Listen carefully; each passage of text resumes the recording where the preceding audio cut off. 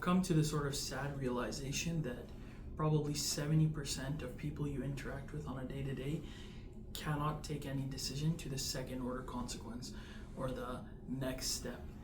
And what I mean by that is every input has an output. You do something in order to get something, right? You eat something in order to get energy. You go to work in order to get money. That is analyzing the input and then the immediate consequence, the immediate output. But most things typically have multiple consequences to them, or the output leads to another consequence. And that's what people are incapable of thinking about on an important scale. Take an example. During COVID, most Western governments gave stimulus checks, right? The Canadian government gave $2,000 per month to working people. Good amount of money. So what is the action? The government gives you $2,000. You receive $2,000. The immediate consequence is I'm $2,000 richer. I can pay my bills. I can still go outside. I can take care of myself and my family. Perhaps that is the immediate consequence. What is the consequence of the consequence? Or what is the next consequence? Can a government really give everyone $2,000 a month? Certainly not. There are consequences to that. It is not free money. And that applies to almost everything you do. Everything you do has some consequences which either you ignore, you don't even think about, or you are literally ignorant to. You don't understand the consequences, which is very bad. You should try and think about the consequences. But probably worse still is that you know there are second order consequences, you just don't think about them. For example, you buy junk food. Okay, the immediate output is you are satisfied, you feel good while you eat it.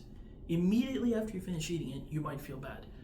You might not feel like working out. You might feel lethargic. You might just feel guilty. So there's so many other consequences to that one decision that you didn't even think about. Or you get a bonus at your job, $2,000 bonus. You buy a whole new gaming setup with that bonus. The immediate output is you have a new gaming setup, you can play games, you can have more fun. But what are the other effects that come out of that decision?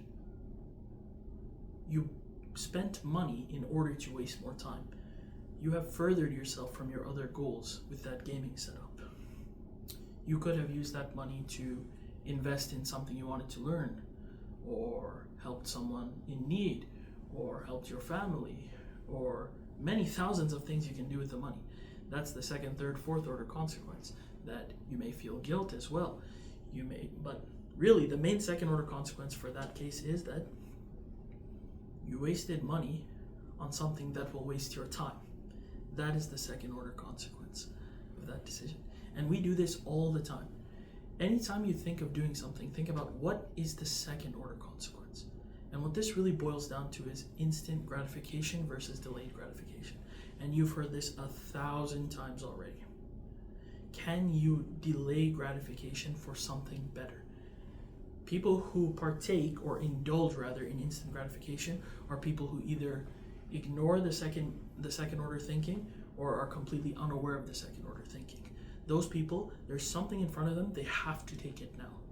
They feel, if I don't take this now, I won't be able to later. Something like that.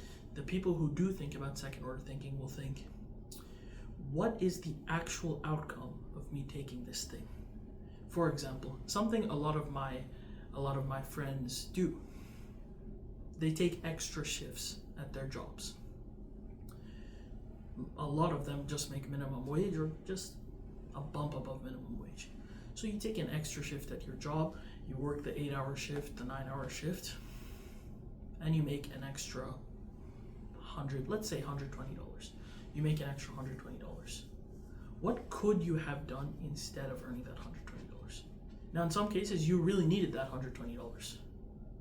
Okay, if you need it, you need it. It doesn't apply to you. What could you have done instead with that 8 hours? You just spent 8 hours of your day that you will never get back. You sold it for $120.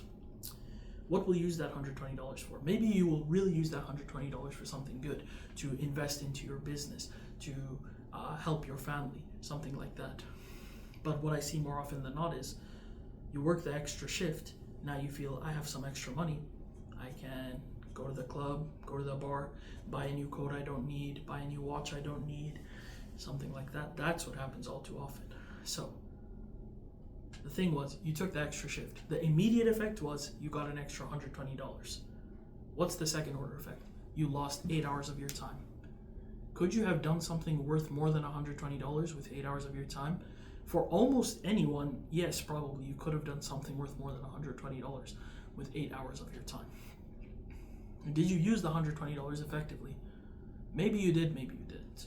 Who's to say? But if you didn't, now you wasted 8 hours of your time and you wasted all of the money that you could have used on something better.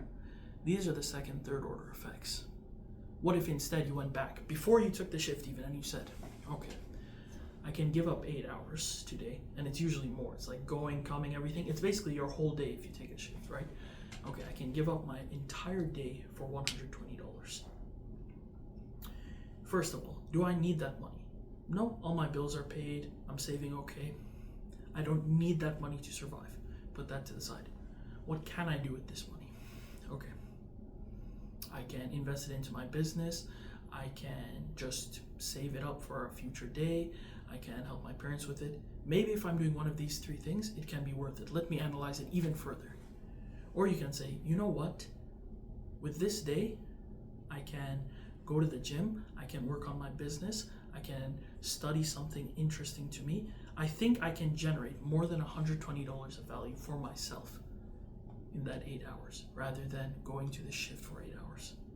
And any of these things could be correct or incorrect, but you just have to think about it. That's what this is about.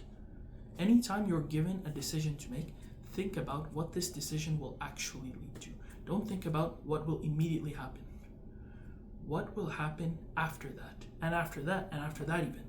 But at the very least, think about the output and then the immediate consequence of the output. If you can do that, you are genuinely ahead of 70% of people.